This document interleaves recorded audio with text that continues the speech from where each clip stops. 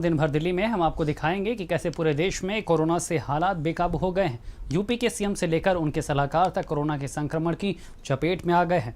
वहीं सीबीएसई की परीक्षाएं भी रद्द कर दी गई। साथ ही दिखाएंगे कि पंचायत चुनाव की रण की तैयारी हो गई है और कल मतदान करवाया जाएगा। यूपी से चलता है दिल्ली और दिल्ली से चलता है देश। दिन भर दिल्ली। यूपी में कोरोना संक्रमण की दूसरी लहर बेकाबू हो चुकी है। कोरोना से आम जनता के साथ साथ अब तो मुख्यमंत्री, पूर्व मुख्यमंत्री समेत तमाम अफसर भी इसकी चपेट में आ गए हैं। रिपोर्ट देखिए।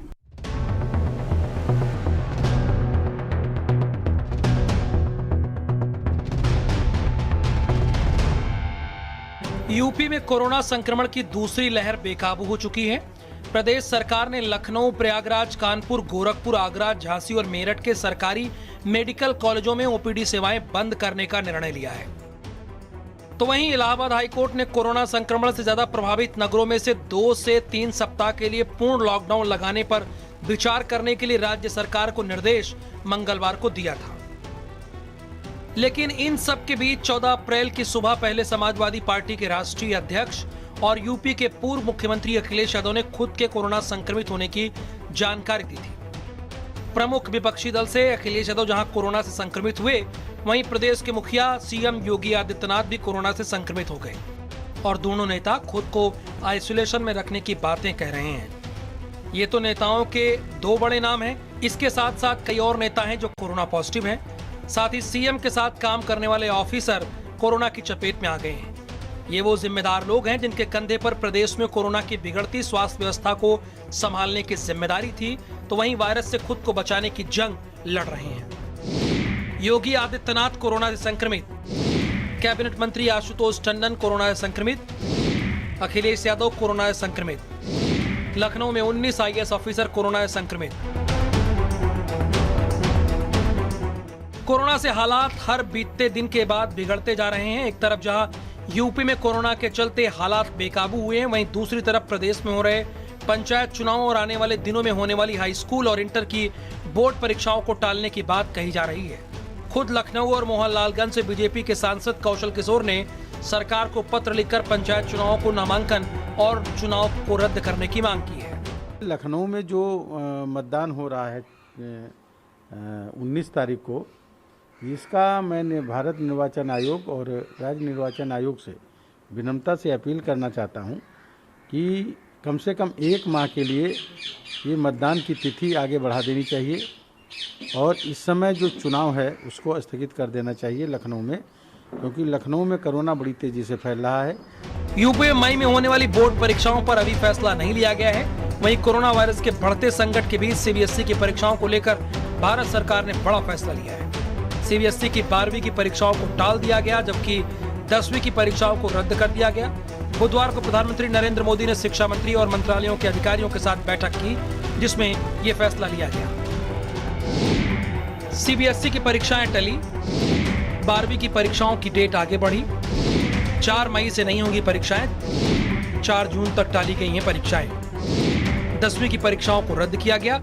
सीबीएसई बोर्ड के 10th और 12th क्लास के छात्रों के लिए बड़ी खबर है। 10th क्लास के एग्जाम पूरी तरह से रद्द कर दिए गए हैं। वहीं 12th क्लास के एग्जाम जो हैं वो कुछ दिनों के लिए टाल दिए गए हैं। जिस तरह से लगातार देश में कोरोना वायरस के मामले बढ़ रहे हैं, उसको देखते हुए ये मांग लगातार उठ रही थी कि 10th और 12th के बोर्ड एग्जाम को भी टाल दिया जाए। ऐसे में आज प्रधानमंत्री मोदी की अध्यक्षता में एक अहम बैठक हुई, जिस बैठक में देश के शिक्षा मंत्री ने हिस्सा लिया। इसके अलावा शिक्षा मंत्रालय के कई सचिव और आला अधिकारी भी इस बैठक में शामिल हुए और इस बैठक में ये फैसला किया गया कि 10th क्लास के एग्ज़ाम को पूरी तरह से रद्द कर दिया जाए और 12th क्लास के जो एग्ज़ाम हैं उनको कुछ दिनों के लिए टाल दिया जाए। हमने जो ये हाई स्कूल है इसकी परीक्षाओं को, वर्तमान में होने वाली परीक्षाओं को इसको निरस्त कर दिया है।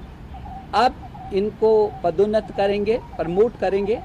जहाँ तक इंटरमीडिएट का सवाल है, ये 12वीं की जो छात्र हैं इसको अभी स्थगित किया है। 31 मई तक इस परीक्षा को उनका स्थगित किया है। उत्तर प्रदेश में भी स्थितियां अभी काफ़ी कठिनाईपूर्ण हैं और उत्तर प्रदेश में जो चल रहा है वातावरण, उसमें कई जिलों में रात्रि का कर्फ्यू लगाने पड़ा है यहाँ पर। मुख्यमंत्री जी के स्वस्थ होते ही हम इस बारे में विचार विमर्श करेंगे कि हमारी आगे की रणनीति क्या है। प्रतिदिन हम लोग जो कोरोना की स्थिति है उसका सम्यक परीक्षण कर रहे हैं और परीक्षण के उपरांत जो स्थिति होगी उसके अनुसार जो भी छात्र और शिक्षकों के हित में निर्णय होगा वो उत्तर प्रदेश में हम लोग लेंगे। ये बढ़ते कोरोना का ही असर है कि केंद्र सरकार ने परीक्षाओं को टाल दिया तो यूपी में कोरोना से बिगड़े हालात सरकार और स्वास्थ्य विभाग के हाथ से निकलते जा रहे हैं। अस्पतालों में बेड नहीं है, शमशान घाटों में जगह नहीं है, लोग अपनों के अंतिम संस्कार में भी शामिल नहीं हो पा रहे हैं। ऐसे में सरकार के साथ साथ जनता को भी जागरूक होने की जरूरत है जिससे इस महामारी के प्रकोप से बचा जा सके। स्पेशल रिपोर्ट, भारत समाचार।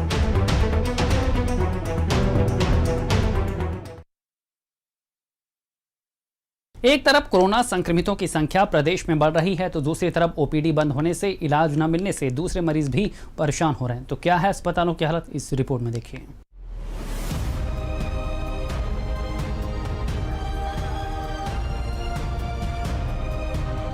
कोरोना से हालात कितने ज्यादा प्रदेश और देश में खराब हो रहे हैं, इसकी गवाही कोरोना के बढ़े हुए आंकड़े दे रहे हैं। बीते 8 दिनों से देश में 1 लाख के पार पहुंचा कोरोना के बढ़ते मरीजों का आंकड़ा अब 2 लाख के पास पहुंचने वाला है। क्योंकि जिस तरह से कोरोना संक्रमण के मरीज इलाज और जांच के लिए अस्पतालों में लंबी लंबी लाइनों की कतार लगाकर खड़े हैं, उसके चलते देश और प्रदेश में हालात आगे और ज्यादा खराब होते नजर आ रहे हैं। आपको पहले उत्तर प्रदेश में आए कोरोना मरीजों का आंकड़ा दिखाते हैं और उसके बाद दिखाएंगे कि प्रमुख शहरों में कोरोना से अस्पतालों और शमशान घाटों पर क्या हालात हैं। यूपी में कोरोना वायरस का कहर जारी। प्रदेश में 20,510 नए कोरोना मरीज। 24 घंटे में 20,510 कोरोना केस मिले। यूपी में कोरोना के 1,11,835 एक्टिव केस हैं। प्रदेश में अब तक 9,376 लोगों की मौत हुई है। ये कोरोना मरीजों के बड़े आंकड़े गवाह है कि किस तरह से डेडली वायरस लोगों को काल के गाल में समा रहा है। वहीं बात करें सरकारी अस्पतालों के हालातों की तो पहले से हालात ज्यादा बदतर होते जा रहे हैं। कहीं जांच समय पर नहीं हो पा रही है तो कहीं पर रिपोर्ट ही नहीं आ रही है।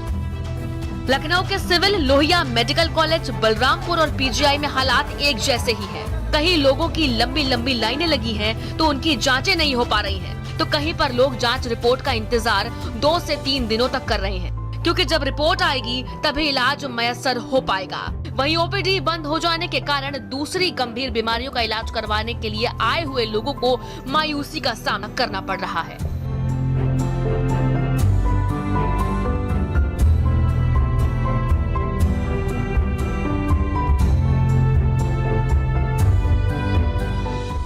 कोरोना की रफ्तार राजधानी लखनऊ समेत यूपी के कई जनपदों में बेकाबू हो चुकी है। ऐसे में स्वास्थ्य की जो व्यवस्थाएं हैं वो भी खतरे में पड़ी हुई है।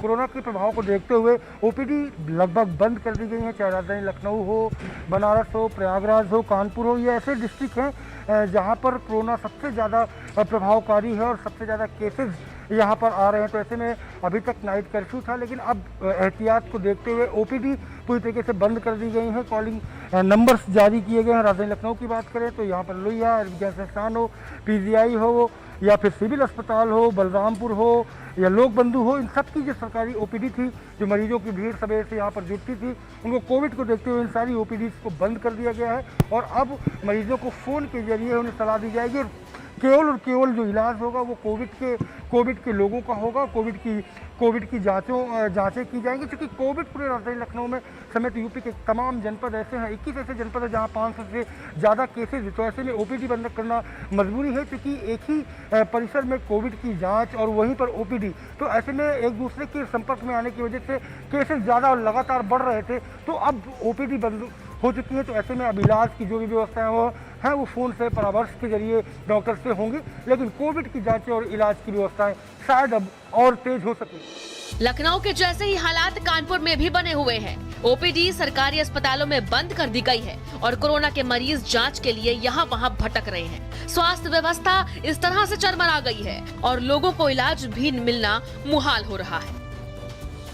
उत्तर प्रदेश समेत कानपुर में भी अब कोरोना वायरस के लगातार मामले बढ़ते जा रहे हैं। स्थिति जो है वो बद से बदतर होती चली जा रही है। हम इस वक्त मौजूद हैं कानपुर के हाईलाइट अस्पताल में। हम आपको दिखाना चाहेंगे कि यहाँ की जो ओपीडी है वो कोरोना वायरस के चलते इसको बंद कर दिया गया है। यहाँ पर आप देख सकते हैं कि ओपीडी में जो है ताले लटके हुए हैं। यहाँ के जो मरीज हैं जो ओपीडी में डॉक्टर को दिखाने आते हैं वो जो है उनको परेशानियों का सामना करना पड़ रहा है। आपको बताना चाहेंगे कि कई मरीज ऐसे भी हैं जो बाहर के ज़िलों से आते हैं दिखाने के लिए, तो अब जो है चूँकि ओपीडी बंद है इसलिए उनको परेशानियों का सामना भी करना पड़ रहा है। हमारे साथ में कुछ लोग मौजूद हैं जो बाहर से जो है दिखाने आए थे। आइए उनसे बात करते हैं। क्या पेशेंट था, क्या बीमारी थी पेशेंट को और कितनी परेशानियों का सामना करना पड़ा? उसको जो है यानी एक फिट की बीमारी आ रही थी, आती नहीं फिट जैसे दौड़ा जिसको बोलते हैं, उसी की दवा यहाँ चल रही थी, समझे।